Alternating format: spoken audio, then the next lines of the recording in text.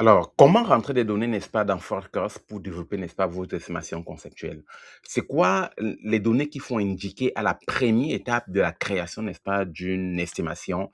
Et rappelons-le, avec Forecast, vous pouvez l'utiliser pour développer une estimation en moins d'une heure. Quand je dis vraiment en moins d'une heure, là, c'est probablement en moins d'une demi-heure. Donc, c'est quoi les données qu'il faut rentrer à la première étape? C'est ce qu'on va nous voir, n'est-ce pas, dans cette vidéo, qui a un caractère justement pédagogique.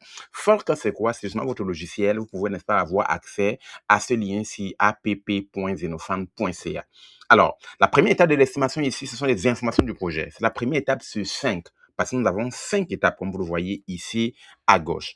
Dans la première étape, il faut rentrer le nom du projet. Alors, on va dire ici que euh, il y a plusieurs sections. Avant d'arriver au nom, il y a la section identité du projet, section location du bâtiment et section conditions existantes.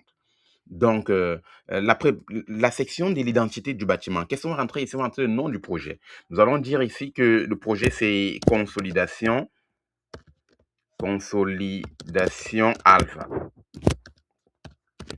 par exemple. Le nom du client, ici, c'est la partie en général, n'est-ce pas, qui va débourser des fonds de son budget pour payer le projet. Si c'est le client, c'est une entreprise à qui, par exemple, vous allez sous-louer un espace, vous allez mettre le nom de cette entreprise-là. Si le client peut aussi être la division d'opération ou bien la division technique de votre entreprise. Dans ce cas, mettons, on va me dire que c'est la division opération. C'est le client division opération de notre entreprise. Donc, le numéro de projet, on va dire c'est un projet 2026, numéro 002. Maintenant, très souvent dans certaines organisations, si le projet n'est pas encore autorisé, il n'y aura pas de numéro. Et on pourra juste avoir des numéros d'estimation. Et ou bien on va avoir ici un numéro de projet avec une lettre E à la fin, par exemple, pour dire le projet en estimation. La description ici du projet, on va juste dire que ce sont des travaux de rénovation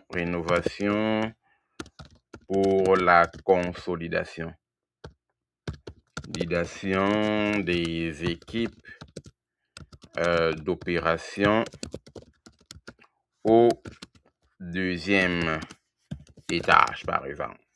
Alors, on va juste mettre comme ça. Donc, c'est ça. On met une description juste sommaire. Maintenant, la vie du projet. Le projet, n'est-ce pas, se réalise, n'est-ce pas, dans quelle ville, dans quel lieu. On va dire peut-être Laval, si vous êtes à Québec, Laval.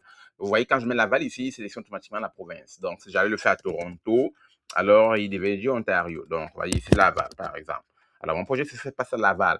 C'est quoi? Le projet se fait au deuxième étage ou au troisième étage de ce bâtiment-là, parce que justement, il peut y avoir un impact sur le coût.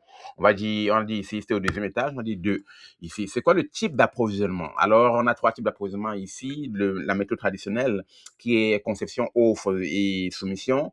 Et la conception, construction, comme vous le voyez là, et puis la gérance de projet. Donc, on va garder la méthode traditionnelle. C'est quoi la date anticipée, n'est-ce pas, de départ de notre projet? On va supposer que le projet doit commencer en décembre 2026. Par exemple. Et maintenant, vous voyez que nous avons déjà rempli l'identité de projet, le lieu, les informations concernant le bâtiment, le type d'approvisionnement et en dernier lieu, n'est-ce pas, les conditions existantes. Au niveau des conditions existantes, il s'agit de préciser s'il y a des travaux à faire ou pas. Donc, si l'espace actuel est vacant, ok, c'est correct. Vous n'avez rien d'autre à faire. Vous allez juste laisser ça au choix par défaut qui est là. Mais si par contre, vous devez faire la démolition, alors il faut préciser qu'il y a démolition à faire. Parce que très souvent, dans un projet, si l'espace vacant est à démolir, ça peut être à la charge du client, ou à la charge du bailleur. Donc, ou bien le bailleur peut vous demander d'inclure ça dans vos coûts et qui va vous le rembourser. Donc, il y a plusieurs aménagements qui peuvent se faire.